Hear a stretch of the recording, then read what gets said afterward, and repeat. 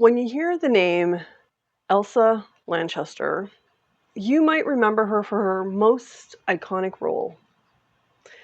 Or others might shrug their shoulders and go, "Who the heck is Elsa Lanchester?" If you know who she is, or you don't know who she is, and you want to find out more, keep watching.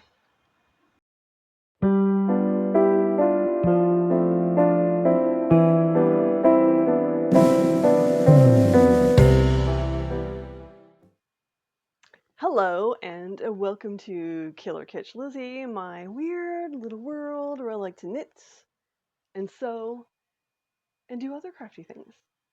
And also forget in every single video to tell you what I'm wearing. So before I move into what I want to talk about, let's talk about what I'm wearing. So I am wearing my Halloween dress. It is a fully self-drafted vampire's wife style dress. I'll insert a photo. I think of Bunty wearing it. I don't know if there's actually any photos of me wearing it. I don't think. Anyways, I'll insert something. And what I did was I self-drafted the bodice. So I made a bodice block and a sleeve block. And then from that, I self-drafted the bodice and the sleeves. And I added a huge poof at the top.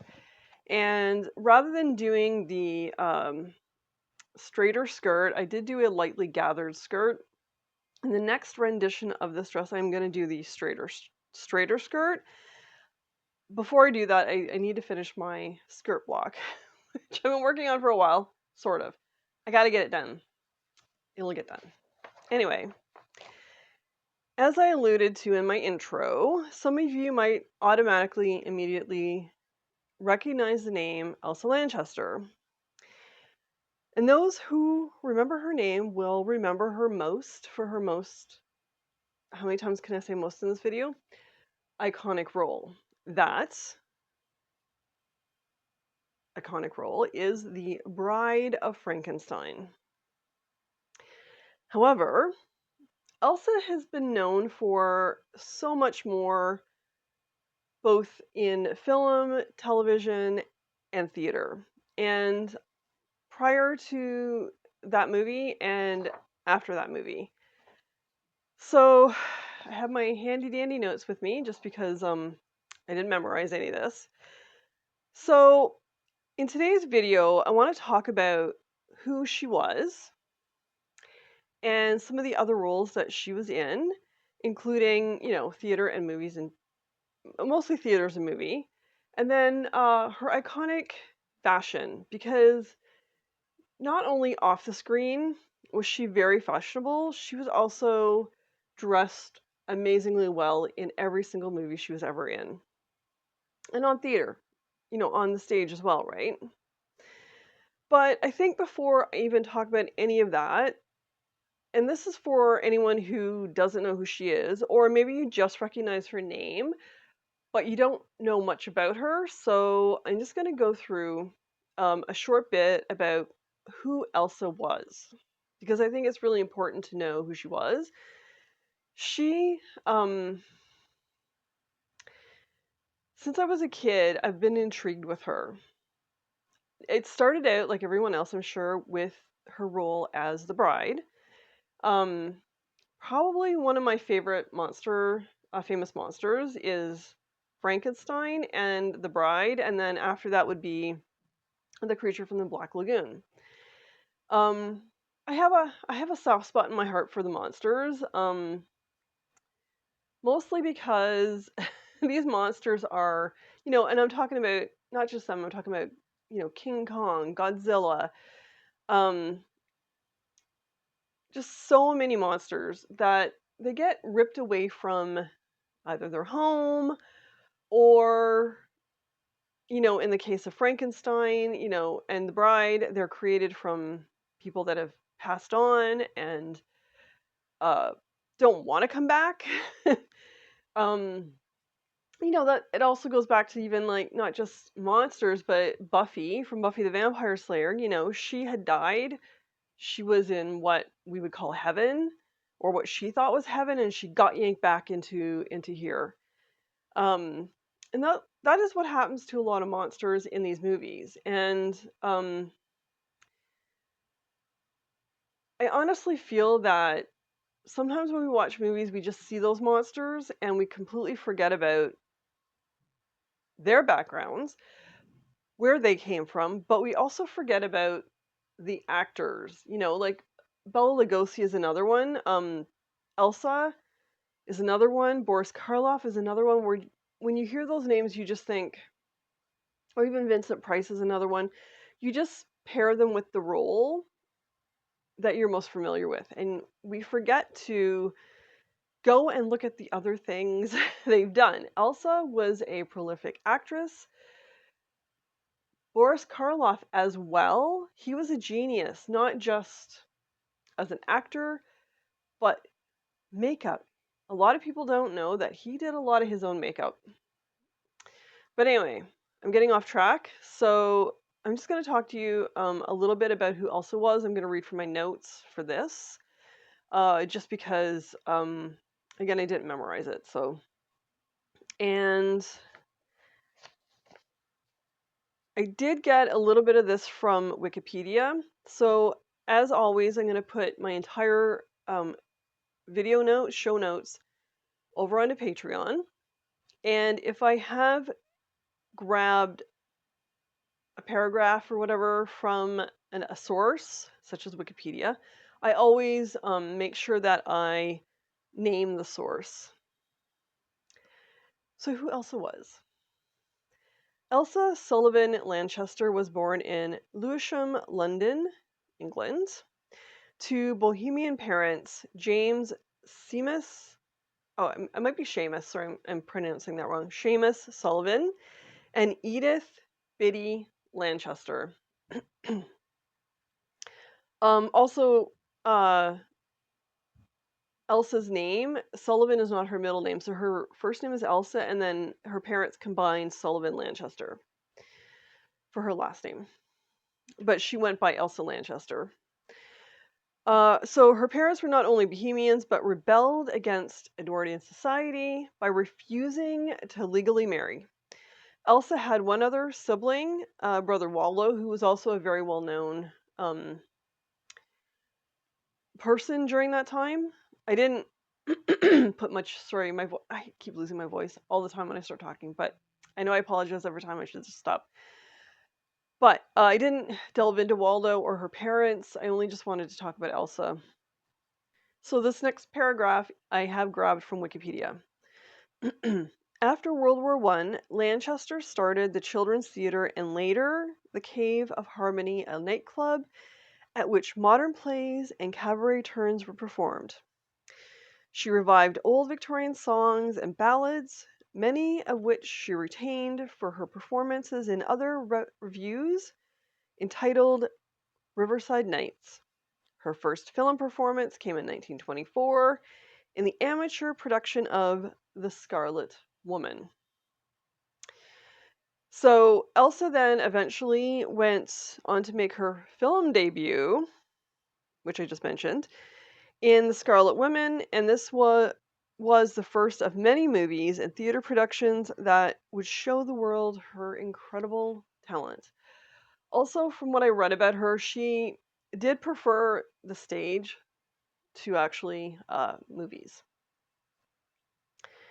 I'm just going to list off other movie roles that she was in prior to The Bride of Frankenstein.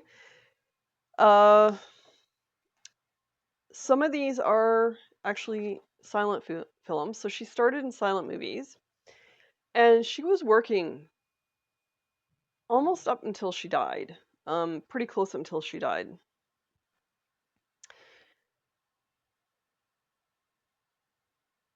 So, A Scarlet Woman, which was a 1925 short, and she played Beatrice de Carroll. One of the Best from 1927 is Kitty. The Constant Nymph from 1928 as Lady. The Tonic, 1928, which was another short, as Elsa. Daydreams in 1928. another short. Blue Bottles in 1928 again was another short. I'm actually going to come back to these three in a minute. Mr. Smith Wakes Up in 1929. Comets, in 1930 as herself. Ashes in 1930 as a girl, or the girl. The Love Habit in 31 as Mathilde. The Officer's Mess in 31 as Cora Melville. The Stronger Sex, which is a well-known movie actually, as that was 1931 again as Thompson. The Potiphar's Wife as Therese in 1931. The Private Life of Henry VIII in 1933 as Anne Cleves. That was his fourth wife. David Copperfield, another well-known movie, in 35 as Cliquette. And Naughty Marietta in 35 as Madame Denard. So also in 1928, coming back to the three silent shorts I was talking about, H.G. Wells, who we know for so many things, wrote three movies for her, like specifically for her. And that was, again, I'll just say the titles again, Blue Bottles, Daydreams, and The Tonic. So they were friends, and yeah, he wrote these specifically for her to act in. So a bit about her private life. Elsa met actor Charles Laughton, who, if you watch a lot of movies from the 30s and 40s, you'll recognize that name. So she met him in 1927, and they were married 2 years later in 1929. She had roles in two of the films he was in, and she played Anne of Cleves in The Private Life of Henry VIII. That was 33, and then she played I don't know what the other movie was. I didn't list it. Sorry, I forgot to list the second movie. My apologies. But during the time of Charles Laughton's career, he became hugely popular in Hollywood, or just in movies in general. And then what happened was they ended up both moving to Los Angeles. He just became such a huge name in Hollywood, and I think, do yourself a favor and go and I know there's a bunch of his movies on YouTube anyway, so go and look him up. Go and watch his movies. Go watch the movie that they're in together. So Elsa was also a very accomplished singer, dancer, cabaret performer, and theatrical actor. Then in 1935, she would land her most iconic role ever, the one that everyone associates her with, and probably one of the most iconic costumes in film history, and that's The Bride of Frankenstein. This movie made her a household name. She would always be attached to that character. Always.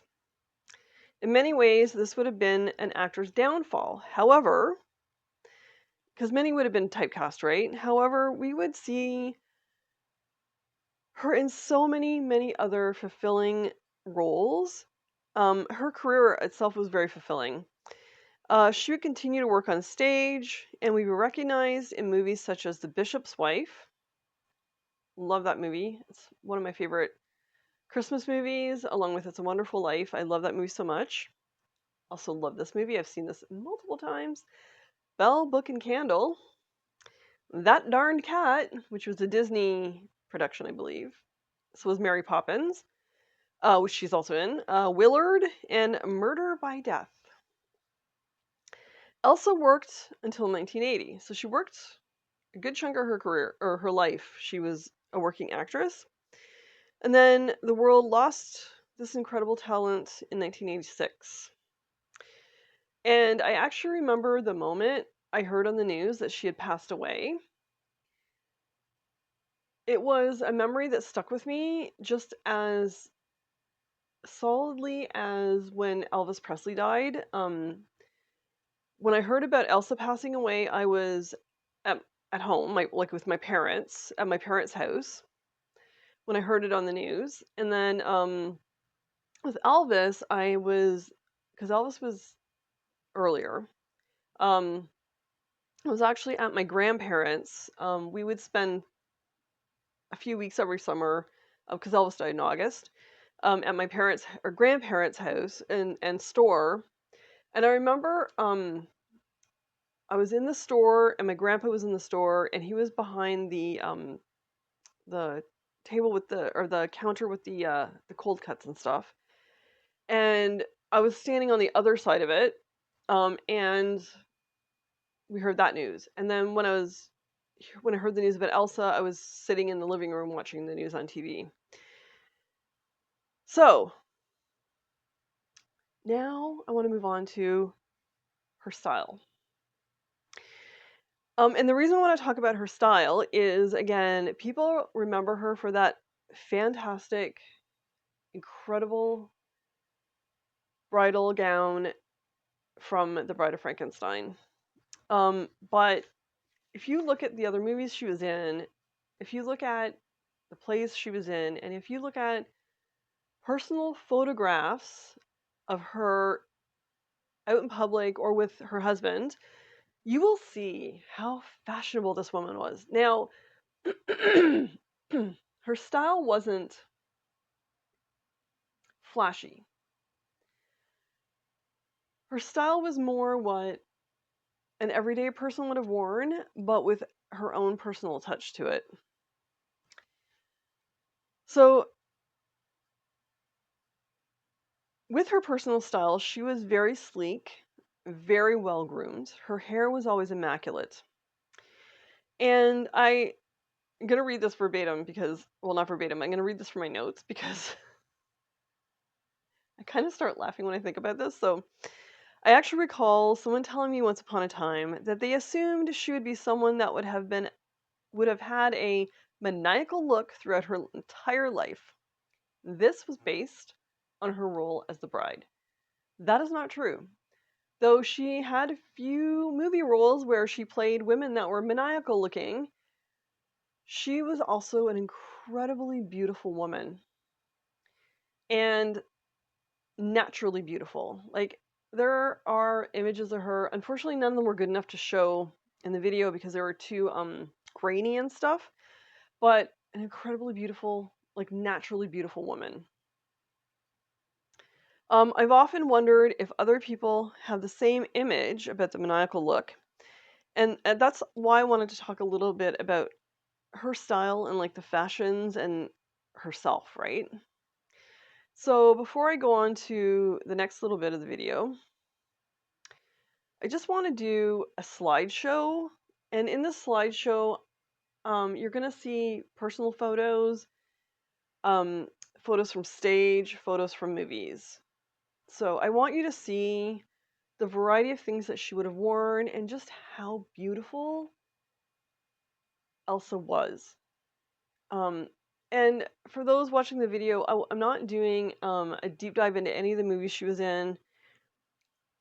I just wanted to do this video talking about her a little bit, showing her style a little bit, sort of to give inspiration as well.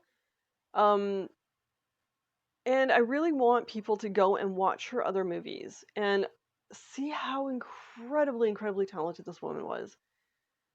So, on to the slideshow, and then I'll be right back.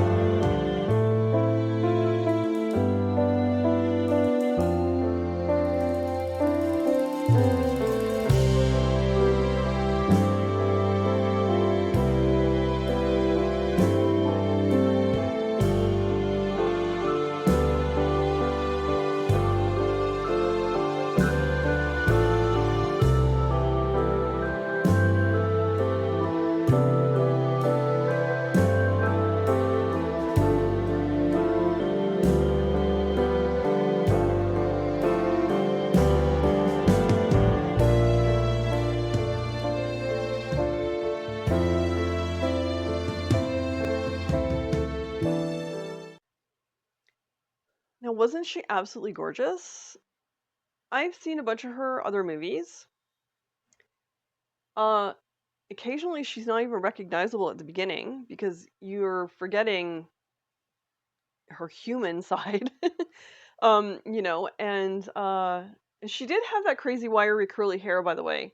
That A lot of the hair in The Bride of Frankenstein, in that kind of helmet of hair, a lot of that was actually her own hair. I mean, it was padded up and things were added to it to get it to stand straight up, and the stripe was added and all that stuff, but that actually was a lot of that. The exterior part of the helmet or the cone was actually her hair. So she did naturally have that kind of wiry curly hair.